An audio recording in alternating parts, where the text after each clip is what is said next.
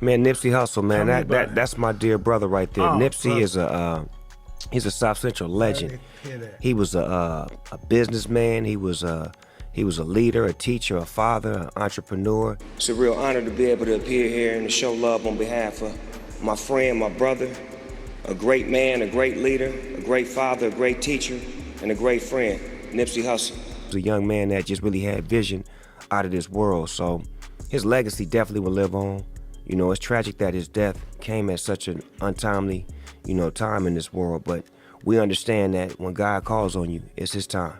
Snoop Dogg just dropped a courtroom bomb, and what he revealed about Lauren London confirmed what the streets been whispering for years. And it really looks like he doesn't believe Lauren's story when it comes to Nipsey's death. Lauren London has already been named in this trial, and word is she might be called to testify next. So now the lies can't hide. According to reports, Snoop ain't just testifying on Diddy. He called out Lauren London. He believes she played a quiet but crucial role in the chain of events tied to Nipsey's death. And now it's all coming back in this Diddy trial. Now, before we go any further, let's talk about how tight Nipsey and Snoop really were. I mean, this ain't just some casual celeb friendship. Snoop straight up called Nipsey the new Snoop. So if he is speaking up, he knows what went down behind the scenes. Snoop and Nipsey weren't just bumping heads in the studio. They were connected on a whole other level. Real with a shared mission to lift their hood, their people. Snoop saw himself in Nipsey, a younger version of himself, hungry and real, from Crenshaw. They linked up on tracks like Upside Down and Gangsta's Life, spitting that West Coast fire and putting the streets on the map. Snoop even said Nipsey wrote the lyrics to his track 10 Toes Down on that 2016 Kool-Aid album. That's some serious respect for his craft. And get this, Nipsey turned down playing Snoop and Straight Outta Compton because he wanted to be Nipsey, not a copycat. And Snoop admired that move hardcore. What is something that you learned from Nip?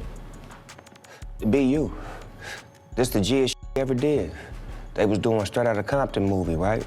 So Dr. Dre, Ice Cube, all them calling me. Man, we trying to get Nip to play you in Straight Outta Compton. He ain't getting back to us. All right, let me holler at the little homie. Boom, I hit him up, Nip. Let me holler at you, pull up on me. He come over to the spot. God, they want you to play me in the Straight Outta Compton movie. I'm happy as a motherfucker to tell him. He like, no disrespect, big homie, but I can't play you in the movie because then people gonna just know me for being you. I gotta be me. And when they kicked it on GGN talking about music, community, and future plans for the youth, everyone could feel the brotherhood between them. That's the first place I seen today. Oh yeah, that's the unauthorized. We ain't gonna promote that one. So where the store at right now? No, it's on Crenshaw and Slauson. It's on the southwest corner of Crenshaw and Slauson. We got two stores. We got the clothing store and then we got a cell phone shop next door to it.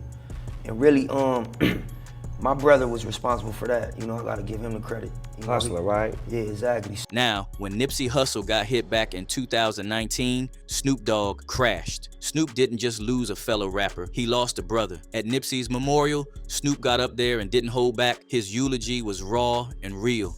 It's a real honor to be able to appear here and to show love on behalf of my friend, my brother, a great man, a great leader, a great father, a great teacher, and a great friend, Nipsey Hussle. He talked about how Nipsey wasn't just a friend, but family, someone who shared the same grind, the same dreams, and the same fight for their community. Long story short, we ended up connecting, we ended up making music together, we ended up making a brotherhood, we ended up creating a bond, we created something that was special. And Snoop, he stayed loyal. When rumors and fake stories started flying, trying to drag Nipsey's name through the mud, Snoop was right there, snapping back hard. He wasn't about to let anyone disrespect his brother's legacy. On social media, interviews, even in his tracks, Snoop defended Nipsey. We saw it with Nipsey Blue, a tribute he dropped on what would have been Nipsey's 35th birthday. And Snoop always felt a type of way with how Nipsey was taken out and how there were more powerful people than just Big U. And that's where Lauren London comes back into this, because according to new court leaks, Snoop may have held back his real thoughts until now. Snoop believes that powerful people behind Nipsey's death are still protected, and he's suggesting Lauren knew more than she let on. With Diddy's trial going down right now, Snoop Dogg's testimony might expose some serious truths about Lauren London and her alleged connection to the case. If you've been following the story, then you've probably caught wind of the rumors claiming Lauren may have been tangled up in the events leading to Nipsey's death. And folks aren't buying the "just a tragic hit" line anymore. Word is, this was a calculated move. See, Nipsey wasn't just some rapper climbing the charts. He was leveling up fast and doing it all on his own, and that kind of power threatened some folks sitting at the top. Nipsey was just 33 when he got blasted with at least 10 bullets right in front of his Marathon store on March 31st, 2019. Eric Holder got caught, sentenced to 60 years. 60 years to life in prison. This coming here on this Wednesday out of Los Angeles. Of course, this is a live look in the courtroom right now. The Superior Court judge handed down the sentence to Eric R. Holder, who was found guilty of the 2019 first-degree murder of the 33-year-old Grammy-nominated hip-hop artist outside the clothing store Hussle, founded in South Los Angeles, the neighborhood where both men grew up. But the streets have been talking. Eric was just the trigger man, a pawn. The real mastermind, someone pulling strings from the shadows. And yep, Diddy's name keeps popping up. Word is, Diddy didn't roll solo. He allegedly had an inside player, someone close to Nipsey feeding him info, someone nobody would suspect. And all eyes are turning toward Lauren London, his woman. Yeah, wild, right? Jaguar said it bluntly. Lauren was the one who introduced Nipsey to Diddy. Hook up with the biggest rapper at the time. Everything's great. By the way, isn't she? Lauren is the one that introduced Nip to Diddy. Diddy couldn't even get to Nip, even though he had ties in L.A. And Nipsey confirmed it himself on The Breakfast Club. He said Lauren brought him to Puff. No, I'm saying Lauren introduced me to Puff. Oh, got you. I mean, I knew Puff, but it was more of a personal relationship after, you know. Now, people are asking, was Lauren just a girlfriend or was she Diddy's inside woman? A lot believe she was planted to keep Nipsey on a short leash, to watch his moves, maybe even to steer decisions. And now, Snoop Dogg is allegedly backing up this story. Reports say Snoop believes Nipsey's death wasn't some random street beef or gang thing, and Lauren knows more than she's letting on. Snoop's been loud, connecting the dots, saying Diddy and Lauren's relationship was too close for comfort. Old photos popped up showing Lauren and Diddy looking way too cozy, while Nipsey's standing there in the background looking like a third wheel. After Nipsey died, Lauren did an interview with Angie Martinez, and that's where things got weird. She said it was Diddy who helped her through the pain, and she even quoted something Diddy told her. "Look, Boog, you showed everybody how to hold a man down and love him. Now show them what it looks like when it all crumbles. That's your responsibility." Now, that ain't some casual comforting line. That's a bond with layers, a connection with strings attached. Lauren said Diddy called her Boog, a nickname only Nipsey ever used. That raised mad eyebrows. I mean, why would Diddy use a name so personal between her and Nip? Also, Lauren said she went to a death seminar, a whole grief seminar, before Nipsey even died. What are the chances? Who goes to a death seminar before losing their man unless they kind of knew something was coming? Like she had to prep herself to play innocent after the fact. Which is kind of weird, cause isn't this something Diddy did too? That man bought an entire gold casket 1 month before Kim Porter died. Coincidence? I went to a seminar about death. Okay, you have to tell me. You're Oh my just telling God. me this now. I know, yeah. Please share, please share. Why? I have a friend. Why were you there, and what did you learn? I learned that no one really dies, and that, you know, it's just an experience in the physical form, and we're attached to our personalities, but that we're just souls, and that we continue and continue and continue. And if you have a spiritual relationship with someone on earth, you will have one with them when you leave earth. So I did this like 2-day seminar on death. So And this was how long ago? I had to be like 25. What sent you there?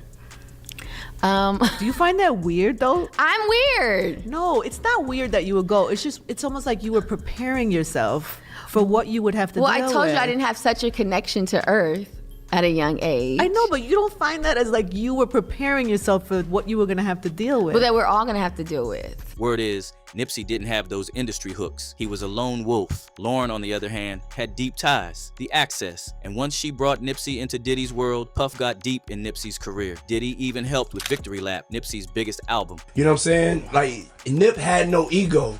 So, you know what I'm saying? Like Nip came to me and said, I want you to mentor me. You know, I want to get into real estate. I want you to teach me all your, you know what I mean, like your business secrets. You know what I'm saying? I was like, whenever you got questions, pull up. And then on his last album, people do not know this. Somebody tried to jerk me, but I fixed it. I actually am one of the executive producers of Nipsey Hussle's last album. Victory Lap. Yeah, Victory Lap. So a lot of people don't know this. We got them to change it. in Wikipedia. Somebody over at the label tried to leave my name out, but he came to me and said, I want you to be a part of helping me finish up this album. And so I was a part of not just the records I was on with him on his last album. He was like, yo, I'm a big fan of like Life After Death. You know, Gene Deal, Diddy's ex-bodyguard, revealed that Nipsey asked Diddy to make Victory Lap feel like Biggie's Life After Death album. That's the same album that dropped after Biggie was killed. Now, you taking a spiritual person who's asking for something. He said, I wanted that same feel as Life After Death. That same feel was that Biggie got, and he went on to sell about 10 million albums or 10 million copies. I was saying, you gotta watch what you say to demons, because it just might come true. According to Gene, that was Nipsey's biggest mistake, because once Diddy got involved, he got his hooks in deep, and allegedly, that's when he could start planning Nipsey's fall. Now with Snoop allegedly testifying, folks are listening because Snoop knew Nip well. And in the middle of Diddy's trial, word is that courtroom insiders leaked that Diddy's legal team introduced new evidence involving Lauren London. Yeah, tapes allegedly connecting her with Diddy. Rumors have been flying about wild tapes showing big-name celebrities caught up in Diddy's dark world. Parties, freak-offs, illegal deals, stuff that would drop jaws. You're saying that there's tapes and they're being shopped? Yes, there have been people already shopping. We've heard about the tapes, but yes. The shopping thing is yes, new. there already have been tapes leaking around Hollywood, being shopped around to individuals in Hollywood. A lot of those celebrities don't deny going to Diddy's parties, but they are quick to say they left before things got shady. But why do they keep showing up year after year if it's that bad? Now, with tapes allegedly tying Lauren to Diddy's inner circle, folks wonder, was she really loyal to Nipsey, or was she playing both sides? And why is Diddy's team pushing this story now? Could it be that Diddy's trying to drag Lauren down with him as his empire crumbles? Drika, how would you describe Cassie's demeanor when she took the stand today? When she walked in there, Rachel, she had on a brown dress, form-fitting, visibly pregnant, head held high, and did not make any eye contact with the defendant, with Sean Combs. She also was testifying that, these physical threats. One thing that stood out to me that she said was, if she made the wrong face, the next thing I knew I was getting hit in the face. And she said he controlled almost every aspect of her life. He gave her essentially busy work, a to-do list, so he would know what she was doing at all times. If he couldn't reach her, he was incessantly texting her until someone went and checked to see where she was. She also said that he controlled her appearance. Sometimes he didn't like her hair, he wanted her to dress sometimes a tomboy. He wanted her nails to be white, she testified, especially during the freak-offs.